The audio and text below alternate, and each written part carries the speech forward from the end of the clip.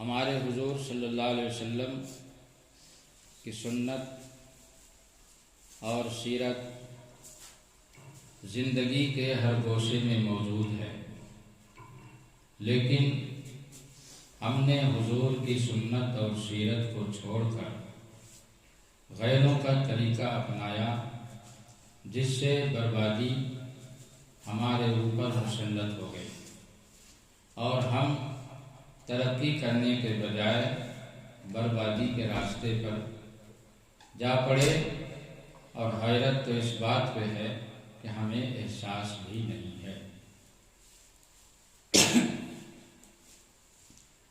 غیروں کا طور طریقہ، رسم و رواج ہم نے چال ڈھال، رہن سہن اور ہر معاملے میں جس طرح اپنایا، اسی طرح شادی میں بھی ہم نے غیروں کا طریقہ اپنایا، جبکہ شادی کو خانہ آبادی کہتے ہیں کہ شادی سے گھر آباد ہوتا، گھر بستا ہے، لیکن شادی کو غیروں کی رسم و رواج کو اپنا کر ہم نے اتنی مہنگی کر دیا ہے کہ آج لوگ بینک سے لون لے کر شادیاں کرتے ہیں اور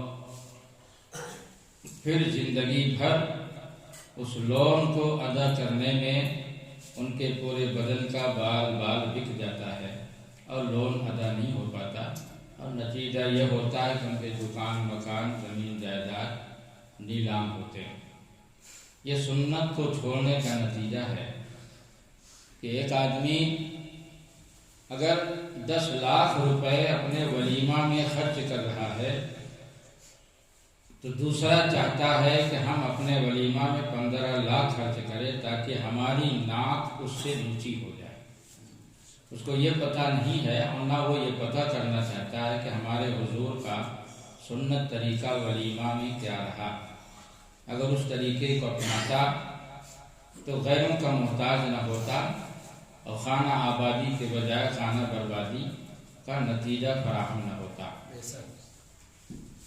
اگر کسی نے 15 لاکھ روپے ولیمہ میں خرچ کیا تو دوسرا اس کے ولیمہ میں آئٹم کو گنتا ہے، اور آئٹم کو گننے کے بعد وہ سوچتا ہے کہ اگر کھانے کے 20 آئٹم فلاں کے ولیمہ میں تھے تو ہم اپنے ولیمہ میں 25 آئٹم کر دیں کھانے کے، تاکہ ہماری ناک اس سے اونچی ہو جائے اور ہمارے ولیمہ کی تعریف اس سے زیادہ ہو۔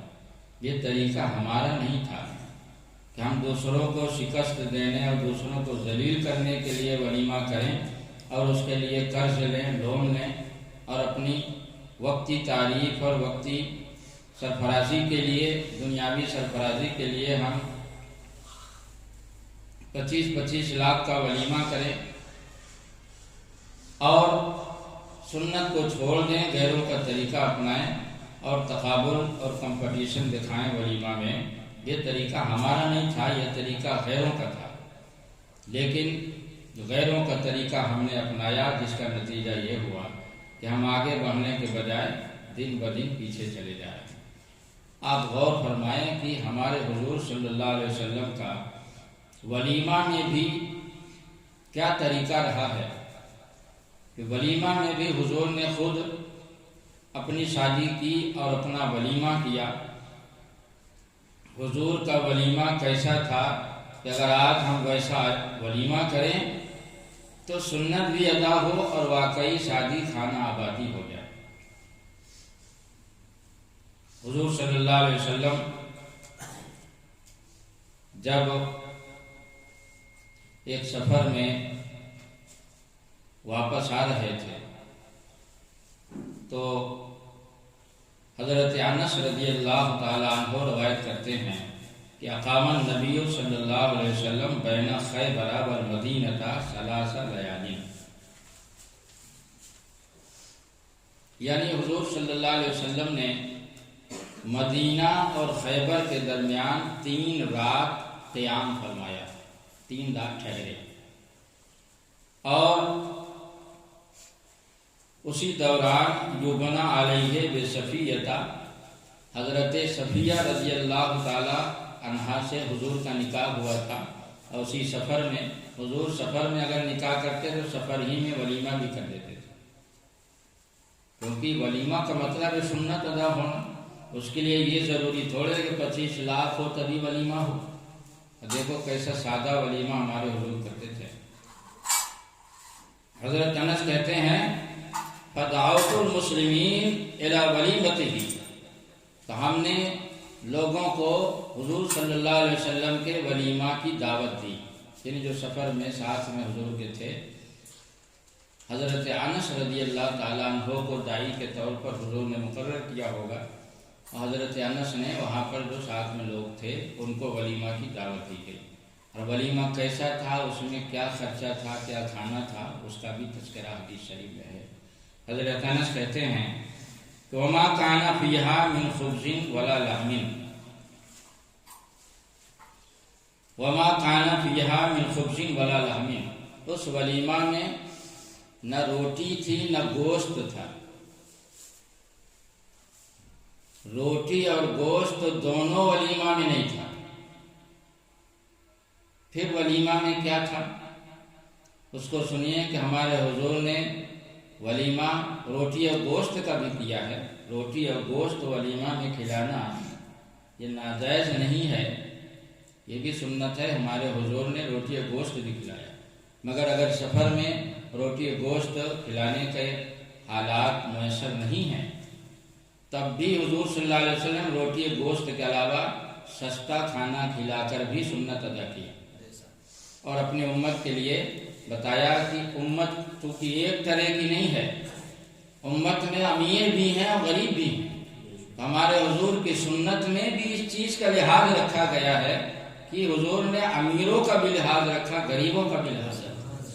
دقت وہاں پیدا ہو جاتی ہے جب غریب امیر کی دوڑ میں دوڑنا شروع کر دیتے ہیں، تب سارا نظام درہم برہم ہو جاتا ہے۔ اور سنت پر اگر عمل کریں تو سنت میں تو امیر کا بھی لحاظ ہے، غریب کا بھی لحاظ ہے۔ سنت سے کوئی مطلب ہی نہیں، بس خالی ایک دوسرے کو دیکھتے ہیں، اس میں کمپٹیشن، تقابل اور مقابلہ بازی ہوتی ہے۔ سنت کو مقابلہ سے کوئی تعلق نہیں ہے۔ حضور کی سنت عبادت سمجھ کے کی جاتی ہے، اور حضور نے کیسا ولیمہ کیا۔ حضرت انس صحابی رسول کہتے ہیں وما کان فیہا من خبز ولا لحم، اس ولیمہ میں نہ روٹی تھی نہ گوشت تھا۔ آگے کہتے ہیں وما کان فیہا الا ان امر بالانطاء فبسطت فالقی علیہ التمر والعقد والسم، رواہ البخاری۔ کہتے ہیں کہ اس ولیمہ میں کچھ نہیں تھا مگر یہ کہ حضور نے حکم دیا، تو حضور کے حکم سے دسترخوان بچھا دیے گئے، اور دسترخوان کے اوپر پنیر ڈال دیا گیا، اور چھہارے ڈال دیے گئے، اور گھی ڈال دیا گیا، اور اسی کو لوگوں نے کھا لیا، بس ولیمہ ہو گیا۔ یہ سنت اور سادگی اگر آج مسلمانوں میں ہو تو بتاؤ یہ لاکھوں کروڑوں روپے بچے اور اس پیسے سے ترقی کریں گے کہ نہیں کریں گے؟ ہم جو برباد ہو رہے ہیں سنت کو چھوڑ کے برباد ہو رہے ہیں۔ ہم نے ولیمہ میں نام تو ولیمہ کو یہی کہتے ہیں کہ ولیمہ سنت ہے، سنت ادا ہو رہی ہے۔ کیا سنت اسی کا نام ہے کہ ہماری حیثیت 1 لاکھ کے ولیمہ کرنے کے اور ہم 25 لاکھ کا ولیمہ کرنا ہے اور زندگی بھر قرضہ بھریں؟ کیا حضور نے یہی سکھایا تھا؟ اگر ولیمہ میں پیسوں کے ذریعے شان دکھانے سے آدمی کو عزت مل جاتی تو ہمارے حضور سے زیادہ عزت دار کون تھا؟ ہمارے حضور تو سب سے بڑا ولیمہ کرتے۔ حضور تو کہتے ہیں مشکوٰۃ شریف میں ہے کہ یا عائشہ لو شئت لصارت معی جبال الذہب، اے عائشہ اگر میں چاہ لوں تو سونے کے پہاڑ میرے ساتھ ساتھ چلیں۔ وہ اختیار اور طاقت اللہ نے آپ کو دی تھی کہ فرماتے ہیں کہ اگر میں چاہ لوں تو سونے کا پہاڑ میرے ساتھ ساتھ چلے۔ تو اگر ولیمہ میں اس طرح بے تحاشا پیسہ خرچہ کرنے میں آدمی کی شان بڑھ جاتی ہے تو سب سے بڑی شان والے تو ہمارے حضور ہیں، اور ولیمہ کیسا سستا اور سادہ ہو رہا ہے۔ کہ حضرت انس کہتے ہیں کہ دسترخوان بچھا دیے گئے اور دسترخوان پہ پنیر، چھہارے اور گھی ڈال دیے گئے. اس کو عربی زبان میں حیض کہتے ہیں. گھی، پنیر اور یہ تین چیزیں چھہارے ملا کر، وہ لوگ عادت ہے ان کے اپنا شر ملا کے اس کو کھاتے ہیں، تو اس کو عربی زبان میں حیض بولتے ہیں اور اردو زبان میں اس کو ہریسہ کہتے ہیں. تو حضور نے اپنا ولیمہ ہریسہ سے بھی کیا ہے. اور آپ سوچیں کتنے معمولی خرچ میں سنت ادا ہو گئی. اور آج اگر کوئی ایسا ولیمہ کرنا بھی چاہے تو اس کے دسترخوان پہ کوئی نہیں آئے گا. جس دسترخوان پہ 20 قسم کے آئٹم ہو اس دسترخوان پہ جاتے ہیں. جس کا مطلب یہ ہوا کہ مسلمان خود سنت کے مطابق نہیں چلنا چاہتے تو سنت کی برکت بھی ان سے منہ موڑ لیا. اور سنت کی برکت بھی انہیں حاصل نہیں ہوتی. سنت سے جب محبت ہوگی تو سنت ادا کریں گے، سنت سے محبت ہی نہیں. اور اگر کوئی ایسا ولیمہ آج کرنا چاہے، لوگ اسے تانے دیں گے ہم نے اپنے ولیمہ میں تم کو یہ کھلایا، یہ کھلایا، یہ کھلایا، یہ کھلایا. ارے کم سے کم ہمارا بدلہ تو دے دیتے. کہ ہمارے ہاں کے کھائے تھے وہ تو کھلا دیتے، جتنا کھائے تھے اتنا تو کھلاتے، زیادہ نہ کھلاتے تو بدلہ تو کم سے کم دے دیتے. جب آپ اپنی زبان سے کہہ رہے ہو کہ ہم ولیمہ کو بدلہ کے طور پر کھاتے ہیں اور بدلہ کے طور پر کھلاتے ہیں، تو پھر یہ کیوں کہتے ہو کہ ولیمہ سنت ہے؟ ایسا ولیمہ سنت نہیں ہے. سنت تو وہ ولیمہ ہے کہ جب جیسی حیثیت ہو ویسا ولیمہ کر دیا جائے. اگر حضور صلی اللہ علیہ وسلم نے کبھی مناسب سمجھا تو گوشت روٹی سے ولیمہ کر دیا، اور کبھی مناسب سمجھا تو ہریسہ سے ولیمہ کر دیا، حیض سے ولیمہ کر دیا، تاکہ دونوں سنت ہو جائے.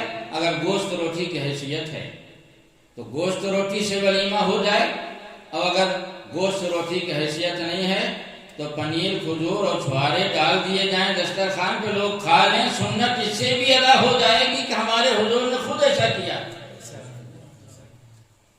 معلوم ہوا کہ ولیمہ بدلے کا نام نہیں ہے. اگر بدلہ کے طور پر کھاتے کھلاتے ہو تو پھر اس کو سنت مت کہو.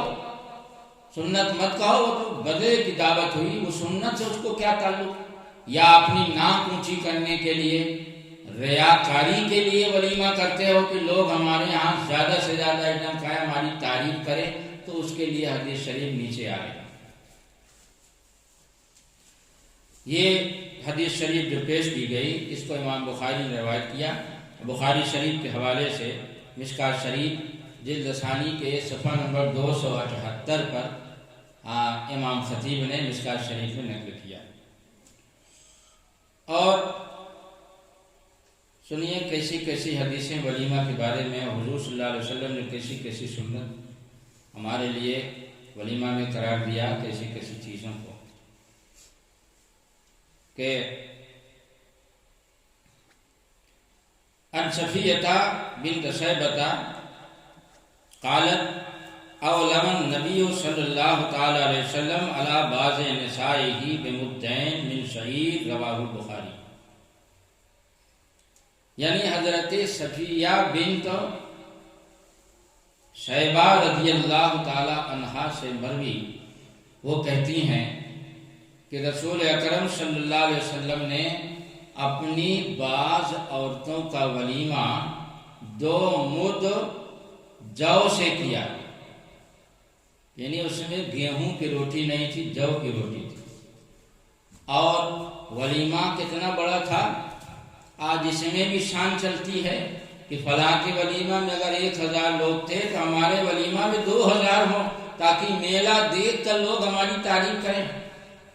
اب ان کو پتہ ہی نہیں ہے کہ میلہ دیکھ کے لوگ تعریف نہیں کرتے. کھانے کے بعد کوئی کہتا نمک کم تھا، تو کوئی کہتا مرچ تیز تھا، تو کوئی کہتا ہے صاحب کی تیل زیادہ کر دیا تھا، کوئی کہتا مسالہ زیادہ کر دیا تھا. جناب آپ کتنوں کھلاؤ ان کو، یہ دنیا دار تمہاری تعریف نہیں کر سکتے. تم اس کی سنت اپناؤ جس کی طرف تم ایک ہاتھ بڑھو گے تو ان کا کرم 2 ہاتھ بڑھو گے۔ ان کی سنت کو اپناؤ جو تمہارے لیے رات میں دعائیں کیا کرتے تھے، اور تمہاری تکلیف سے ان کو تکلیف ہوتی ہے۔ اس رحمت عالم کی سنت کو چھوڑ کر تم نے غیروں کا طریقہ اپنایا، اور حیرت ہے کہ تم کو احساس میں نہیں، اور اس کو تم اپنی شان سمجھتے ہو، اپنی عزت اور اپنا بڑاپن سمجھتے ہو۔ اس میں 2 مد جو سے بھی حضور نے کبھی اپنی بعض عورتوں کا ولیمہ کیا۔ وہ 2 مد، یہ مد جو ہے پہلے زمانے میں کچھ جیسے اس دور میں چلتا ہے آدھا کلو، 1 کلو، 2 کلو، 1 من، 1 کنٹل وغیرہ وغیرہ، تو اسی طرح پہلے زمانے میں چلتا تھا۔ جو اوزان چلتے تھے اس میں کسی کا نام شاہ ہے، کسی کا نام رتل ہے، کسی کا نام مد ہے، کسی کا نام تفیض ہے۔ اس طرح سے الگ الگ نپنے چلتے تھے اور وزن کا طریقہ ہوتا تھا۔ تو اسی میں سے ایک پیمانہ ہے یہ مد۔ تو رات میں نے مد کا جو نئے وزن سے کلو سے جو ہے تو ٹوٹل لگایا، تو 2 مد کے تقریباً 1600 گرام بنتے ہیں۔ 1600 گرام یعنی 1.5 کلو 100 گرام۔ ہمارے حضور نے اپنی بعض عورتوں کا ولیمہ 1.5 کلو 100 گرام جو سے بھی کیا ہے، اور اس سے کوئی کرے تو اس سے بھی سنت ادا ہو جائے۔ اللہ اکبر! ہمارے حضور نے جس چیز کو اتنا سستی کر دیا اور اتنا آسان کر دیا، اس کو ہم زبردستی اپنے گلے کا طوق بنا ڈالے۔ زبردستی ہم نے سختی اپنے لیے پیدا کیا، اور جب تم اپنے لیے خود سختی پیدا کرو گے تو خدا تو بے نیاز ہے، پھر اس کو کیا ضرورت ہے کہ وہ تمہارے لیے آسانی پیدا کرے۔ رحمت عالم تمہارے لیے اتنی آسانی پیدا کر دیے کہ اگر کوئی 1600 گرام یعنی 1.5 کلو 100 گرام گیہوں نہیں، جو سے، جو کی روٹی دسترخوان پہ آج رکھ دو، کوئی کھائے گا؟ ولیمہ میں وہ بھی ہمارے ہاں گیہوں کھائے تھے، اپنے ہاں جو کھلا رہے ہو۔ یہ سنت سے دوری میں ایسا مزاج بن گیا ہے، ایسے حالات بن گئے ہیں کہ اگر کوئی سنت ادا کرنا بھی چاہے تو اس کے لیے مٹھی میں انگارہ لینے کی طرح ہو گیا۔ اللہ تعالیٰ مسلمانوں کو سمجھ عطا فرمائے کہ مسلمان سنت کو اپنائیں، غیروں کے طریقے کو چھوڑیں، کیونکہ اللہ کے رسول صلی اللہ علیہ وسلم نے صاف صاف فرمایا کہ جنت کافروں، دنیا کافر کے لیے جنت ہے اور مومن کے لیے قید خانہ ہے۔ لیکن حیرت ہے کہ ہم ہر چیز میں غیروں پر قیاس کرتے ہیں، فلاں یہ کرتے ہیں، فلاں قوم یہ کرتی، فلاں قوم وہ کرتی۔ ہم کو غیروں پر قیاس کرنے کی کیا ضرورت؟ ارے غیروں کے لیے جنت یہاں ہے، ہمارے لیے جنت وہاں ہے۔ جنت ہمارے لیے یہاں نہیں، یہاں تو ہمارے لیے قید خانہ ہے۔ حضور رحمت عالم فرماتے ہیں جنت مومن کے لیے قید خانہ ہے، ہماری جنت دنیا میں نہیں، ہماری جنت آخرت میں ہے۔ ہمارے حضور نے ولیمہ کو اتنا سستا اور اتنا آسان کر دیا کہ اگر کوئی آدمی 1.5 کلو 100 گرام سے ولیمہ کر دے، وہ بھی گیہوں نہیں جو کی روٹی بنوا کے، تو اس سے بھی سنت ادا ہو جاتا۔ اور ہم ہیں کہ ہمارے اندر 1 لاکھ کی صلاحیت نہیں، ہم 25 لاکھ کا ولیمہ کرتے ہیں۔ یہ خانہ آبادی ہے، یہ خانہ بربادی ہے کہ خانہ آبادی ہے۔ اور شادی کے کارڈ پہ سب سے اوپر لکھے رہیں گے النکاح من سنتی، واہ واہ واہ، النکاح من سنتی۔ یہ لگتا ہے کہ جیسے فراڈ کے علاوہ، ریاکاری کے علاوہ کوئی کام ہی نہیں رہ گیا۔ اور اس شروع سے آخر تک، گھر سے لے کر تو سسرال تک بھڑوا نچاتے لے گئے ہو۔ عورتیں گھر خاندان کی بن سنور کے ڈانس کر رہی ہیں، گھر سے لے کر سسرال تک تو عورتوں کو ڈانس کراتے، بھڑوا نچاتے ہوئے لے گئے ہو، اور کاٹ کے اوپر لکھتے ہو اور نکاح میں سنتی۔ حضور فرماتے ہیں نکاح میری سنت ہے، تو حضور نے ایسے ہی شادی کو سنت کہا ہے۔ حضور نے تو شادی کو شادی کر دیا ہے کہ تم شادی کو بالکل شادی کرو۔ ولیمہ میں یہ عالم ہے کہ 1.5 کلو 100 گرام جو کے آٹا سے حضور نے روٹی بنوا کر ولیمہ کر دیا، تاکہ ہماری غریب امت कितना गरीब हो आदमी है, किलो 1.5 किलो आटा दो, कम से कम किलो 1.5 किलो आटा घर में तो खाता है ना आदमी, तो आधा किलो आटा कम से कम घर में बनता होगा ना। तो जो आधा किलो दोनों टाइम खा रहा है वो किलो 1.5 किलो, अगर आधा किलो ही की हैसियत है, कोई आधा ही किलो का बनवा दे तो सुन्नत उससे भी अदा हो जाए। हुजूर ने ये नहीं फरमाया कि हमने जो है तो 1.5 किलो 100 ग्राम का जो वलीमा किया है अब ये फर्ज है इसी को करना पड़ेगा, ऐसा नहीं। मकसद ये है कि वलीमा में कोई हद मुतय्यन नहीं है कि तुम 1 करोड़ का वलीमा करो तभी सुन्नत अदा होगी, बल्कि हुजूर ने कभी गोश्त रोटी से वलीमा किया, गोश्त रोटी में पैसा ज्यादा खर्च होता, कभी 1.5 किलो 100 ग्राम जौ से वलीमा कर दिया, और ये बताने के लिए कि तुम्हारी जैसी हैसियत हो वैसा वलीमा करो, सुन्नत उसी से अदा हो जाए। ये जरूरी नहीं कि तुम लोन लेकर वलीमा करो, लोन लेकर शादी करो, सिर्फ इसलिए कि 1-2 दिन लोग तारीफ करें और 1-2 दिन हमारी नाक ऊंची हो जाए, तीसरे दिन से तो लोग भूल जाते हैं। जहाँ तीसरे दिन दूसरी शादी हुई वहाँ खाना खाएं, पहली शादी खत्म, उसको भूल ही जाते हैं। तो 2 दिन 1 दिन की तारीफ और सरफराजी के लिए आप जिंदगी भर कर्ज में गिरफ्तार हो जाओ, ये सुन्नत छोड़ने का नतीजा है। इस हदीस को भी इमाम बुखारी रहमतुल्लाह अलैह ने रवायत किया है, और इमाम बुखारी से मिशकात शरीफ में इमाम खतीब तबरेज़ी ने सफ़ा नंबर 278 पर नकल किया। और हजरत अबू हुरैरा रज़ियल्लाहु ताला अन्हु जो मशहूर सहाबी रसूल हैं, वो रवायत करते हैं कि क़ाल रसूलुल्लाह सल्लल्लाहु ताला अलैहि वसल्लम शर्रु ताम तामुल वलीमा, सबसे बदतरीन खाना उस वलीमा का खाना है। मालूम हर वलीमा सुन्नत नहीं है, हाँ ये चीज याद रखना। हदीस में हमारे हुजूर ने वज़ाहत कर दिया है, ये नहीं कि जो चाहे करो बस सुन्नत है, ऐसा नहीं है। हर वलीमा सुन्नत नहीं है, जो वलीमा सुन्नत के मुताबिक हो वो खैरुत ताम है, बेहतरीन खाना है, और जो वलीमा सुन्नत के खिलाफ हो उसको हुजूर क्या फरमा रहे हैं, शर्रु ताम तामुल वलीमा, सबसे बदतरीन खाना उस वलीमे का खाना है कि युदआ लहल अगनियाओ व युतरकुल फुकरा, जिस खाने में जिस वलीमा में मालदारों को दावत दी जाए, गरीबों को छोड़ दिया जाए। हुजूर फरमाते हैं जिस वलीमा में मालदारों को दावत दी जाए, गरीबों को छोड़ दिया जाए, उस वलीमे का खाना सबसे बदतरीन खाना। ये मैं नहीं कहता, रहमत आलम कह रहे, मेरे आका सल्लल्लाहु अलैहि वसल्लम कह रहे हैं। जो वलीमा सुन्नत होगा उसका खाना भी तो बेहतर होगा, मगर हुजूर कह रहे सबसे बदतरीन खाना उस वलीमे का खाना है जिसमें मालदारों को दावत दी जाए, गरीबों को छोड़ दिया जाए। आज देख लीजिए आप किसी वलीमा में आपको गरीब नजर आते हैं,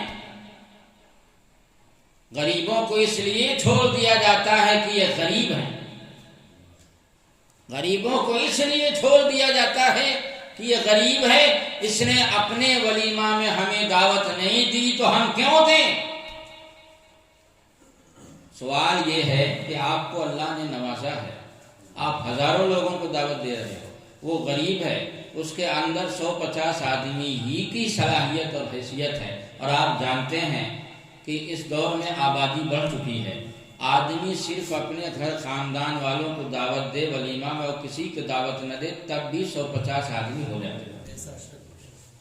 तो आदमी जाहिर सी बात है करीब कहाँ ज्यादा होता है, तो सबसे पहले कम से कम अपने चचा बाबा फूफी खालू मामू वगैरह को दावत देगा ना। 150 आदमी तो इसी में हो जाते हैं, अब उससे ज्यादा उसकी सलाहियत नहीं है, तो इसलिए उसको छोड़ दिया जाता है कि ये गरीब है, अपनी गरीबी की वजह से हमें दावत नहीं दिया वलीमा में तो हम क्यों दें। हमारे हुजूर फरमाते ऐसा खाना वलीमा का सुन्नत नहीं बल्कि बदतरीन खाना, ऐसा खाना बदतरीन खाना है। اور جو کھانا سنت کے خلاف جو ولیمہ ہو اس ولیمہ کی دعوت نہ قبول کرنا سنت ہے نہ کھانا سنت ہے۔ بدترین کھانا کھانا کیسے سنت ہو جائے گا؟ تو یہ حدیث شریف جو میں نے پیش کی کہ سب سے بدترین کھانا اس ولیمے کا کھانا ہے جس میں مالداروں کو دعوت دی جائے، غریبوں کو چھوڑ دیا جائے۔ چن چن کے جج صاحب کو دعوت دے رہے ہیں، وکیل صاحب کو دعوت دے رہے ہیں، ڈاکٹر صاحب کو دعوت دے رہے ہیں، انجینئر صاحب کو دعوت دے رہے ہیں۔ ارے بدھائک جی کو بھی دعوت دے دو، پتہ نہیں کب کیا ضرورت پڑ جائے۔ تو بدھائک جی کی دعوت اس لیے دے رہے ہو کہ وہ بدھائک جی ہیں، تو سنت سنت کیوں کرتے ہو؟ سنت سنت کا ڈٹ چھوڑ دو نا، سنت مت کہو، یہ کہو ہم اپنے تعلقات بنانے کے لیے دعوت دے رہے ہیں۔ سنت سنت مت کہا کرو، سنت کو بھی بدنام کرتے ہو۔ مقصد اپنا ذاتی ہے اور نام لیتے ہو سنت کو، ولیمہ سنت ہے، ولیمہ سنت ہے۔ کیسا ولیمہ سنت ہے؟ حضور فرماتے جس ولیمہ میں غریبوں کو چھوڑ دیا جائے، دعوت نہ دی جائے، امیروں کو دعوت دی جائے، اس ولیمہ کا کھانا بدترین کھانا۔ اس کو امام بخاری نے بخاری شریف میں، امام مسلم نے مسلم شریف میں، دونوں نے اس حدیث کو نقل کیا، اور صاحب مشکات نے مشکات شریف جلد ثانی صفحہ نمبر 278 پر بخاری مسلم کے حوالے سے نقل کیا۔ تو ہمارے حضور صلی اللہ علیہ وسلم نے مالداروں کا بھی لحاظ کیا، اور حضرت انس رضی اللہ تعالیٰ عنہ سے مروی ہے، وہ کہتے ہیں کہ اولما رسول اللہ صلی اللہ علیہ وسلم ہینا بنیا بزینب بنت جہش فاصبح الناس خبزا ولحما، رواہ البخاری۔ یعنی حضرت انس رضی اللہ تعالیٰ کہتے ہیں کہ حضور صلی اللہ علیہ وسلم نے حضرت زینب کی جب رخصتی ہونی تھی تو اس رخصتی کے بعد حضور نے شب زفاف کے بعد جو ولیمہ کیا تو گوشت اور روٹی سے ولیمہ کیا، گوشت اور روٹی سے، اور لوگوں کو گوشت روٹی کھلا کر سیراب کر دیا۔ معلوم ہوا کہ اگر کوئی بھائی کسی کو حیثیت اللہ نے دی ہے گوشت روٹی کھلائے، مگر حدیث میں گوشت روٹی کا تذکرہ ملتا ہے، ہاں شاہی ٹکڑا کا تذکرہ نہیں، شیر مال کا تذکرہ نہیں، تلی مچھلی، تالا مرغا، اس کا تذکرہ نہیں۔ یہ وہابی دیوبندی، یہ خبیث جو کہتے ہیں نا کہ صحرا باندھنا شرک ہے، صحرا باندھنا حرام ہے، صحرا باندھنا بدعت ہے، ان سے پوچھو کہ ولیمہ میں شاہی ٹکڑا کھانا بھی تو بدعت ہے، اسے کیوں ٹھونستے ہو؟ اسے تو ٹھونس ٹھونس کے کھاتے ہو۔ شاہی ٹکڑا کھانا بدعت ہے ولیمہ میں، جو ہے تو سلاد کھانا بدعت ہے، ولیمہ میں تلی مچھلی کھانا بدعت ہے، ولیمہ میں تلا مرغا کھانا بدعت ہے۔ یہ 25 قسم کا آئٹم جو ٹھونس ٹھونس کے کھاتے ہو کہ 3 دن کھانے کی ضرورت نہ پڑے، اتنا ٹھونس لو، یہ بھی تو بدعت ہے، اس کو حرام نہیں کہتے ہو۔ جب اعتراض کیا جاتا ہے کہ یار حضور صلی اللہ علیہ وسلم نے تو ہریسہ سے ولیمہ کیا، اور جہاں پر گوشت روٹی کھلایا تو اس میں صرف گوشت روٹی کا تذکرہ ملتا ہے، چاول تک کا تذکرہ نہیں۔ حدیث آپ کے سامنے میں نے عربی الفاظ کے ساتھ پڑھ کے سنا دیا، چاول تک کا تذکرہ نہیں ہے کہ حضور نے چاول ولیمہ میں کھلایا۔ اور ان کے یہاں دیکھو تو سادہ چاول الگ ہے، تلا چاول الگ ہے، بریانی الگ ہے، ٹھوس ٹھوس کے، چاہے شریعہ سے چلانا پڑے، ٹھوس ٹھوس کے کھاؤ، 3 دن تک کھانا نہ پڑے۔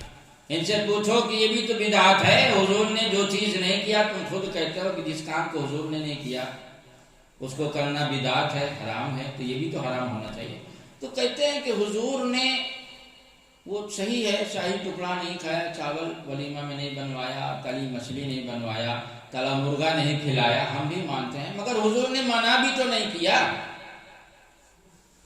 تو ہم گوشت روٹی سنت سمجھ کے کھاتے ہیں، اور تلا مرغا، تلی مچھلی، شیر مال، شاہی ٹکڑا وغیرہ وغیرہ، سلاد، یہ سب جو جائز سمجھ کے کھاتے ہیں، کیونکہ حضور نے نہیں کھایا، نہیں کھلایا ولیمہ میں یہ چیزوں کو، تو منع بھی تو نہیں کیا، اور جس چیز سے حضور منع نہ کریں وہ جائز ہے۔ تو ہم نے کہا کہ جواب تو آپ نے خود دے دیا، وہی جواب ہم بھی دیں گے۔ تو حضور نے شادی میں صحرا نہیں باندھا مگر منع بھی تو نہیں کیا۔ ظالموں، خود اصول جانتے ہو، جان بوجھ کر مسلمانوں کو زبردستی مشرک بناتے ہو۔ حضور نے صحرا اگر نہیں باندھا، احمقوں کو، ان جاہلوں کو کون بتائے کہ مکہ میں گلاب کا پھول ہوتا ہی کہاں تھا اس وقت کہ صحرا بند ہے؟ وہ پتھریلی زمین، وہاں تو دھان اور گیہوں پیدا نہیں ہوتا تو گلاب کا پھول کہاں سے پیدا؟ وہ ریتیلی زمین وہاں پر اور پیدا بھی ہوتا اور حضور نہ مانتے تب بھی اس سے یہ لازم نہیں آتا کہ ناجائز ہے۔ حضور کا مکان کچا تھا، تمہارا پکا ہے، یہ بھی تو بدعت و حرام ہونا چاہیے۔ اس میں کہتے ہیں حضور نے کچے مکان بنائے، کچے مکان میں رہے، ہمارا مکان 1 کروڑ کا ہے، اس لیے کہ حضور نے پکا مکان نہیں بنایا، خوبصورت مکان نہیں بنایا، منع بھی تو نہیں کیا۔ تو جو اصول ہم بتا رہے تھے اسی اصول میں جب چڑھ بیٹھتا ہوں تو پھر وہی اصول مان لیتے ہوں، اور جب تک سوار نہیں ہوتا ہوں تب تک ادھر ادھر کی باتیں کرتے رہتے ہوں۔ جب چڑھ بیٹھتا ہوں کہ حضور کچے مکان میں رہے تو کیوں پکے مکان میں رہتا؟ پکا مکان بھی تو بدعت حرام ہونا چاہیے۔ تو کہتے پکا مکان ہم سنت سمجھ کے نہیں رہتے، ہم پکا مکان جائز سمجھ کر بناتے ہیں۔ حضور نے جو نہیں بنایا تو سنت نہیں ہے زیادہ سے زیادہ، مگر جائز تو ہے کیونکہ حضور نے منع نہیں کیا۔ تو حضور نے صحرا نہیں باندھا تو بدعت، تو سنت نہیں ہوا صحرا باندھنا، مگر حضور نے منع نہیں کیا تو جائز تو ہے۔ تو جائز کو حرام اصول کے کیوں کہتا؟ معلوم ہو یہ اسلام نہیں، یہ تیری اپنی شریعت ہے کہ جو اشرف علی تھانوی جس چیز کو جائز کہے گا اسے ہم جائز مانیں گے، اور بہشتی زیور میں شہریت کو شرک لکھ دیا تو ہم شرک تو مانیں گے۔ تو اسلام کا نام بلا وجہ لیتے ہیں لوگ، اسلام کا نام بدلے، اشرف علی تھانوی رسول اللہ پڑھ چکا ہے تو اسی کی شریعت مان۔ اسلام اور اللہ رسول کا کلمہ کیوں پڑھتا ہے؟ لوگوں کو بیوقوف بناتا ہے۔ اللہ رسول کا کلمہ پڑھتا ہے پھر مسلمانوں کو زبردستی مشرک بناتا ہے۔ اس حدیث کو بھی امام بخاری نے روایت کیا، اور بخاری شریف کے حوالے سے صاحب مشکات نے مشکات شریف جلد ثانی صفحہ نمبر 278 پر اس حدیث کو نقل کیا۔ حضرت ابو ہریرہ رضی اللہ تعالیٰ عنہ راوی ہیں کہ رسول اکرم صلی اللہ علیہ وسلم نے ارشاد فرمایا، المتبارعان لا یجابان ولا یوکل طعامہما۔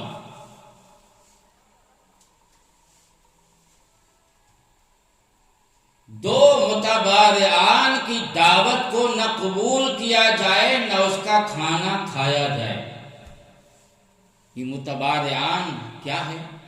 اس کی وضاحت امام احمد بن حنبل رحمۃ اللہ علیہ نے کی ہے، جس کو صاحب مشکات نے مشکات شریف کے اسی صفحہ یعنی جو ہے تو 279 پر صفحہ نمبر 279 مشکات شریف جلد ثانی کے نقل کیا کہ قال الامام احمد یعنی المتعارضین بالضیافت فخرا وریان۔ متباریان کا مطلب یہ ہے کہ دو ایسے لوگ جو دعوت میں کمپٹیشن کریں۔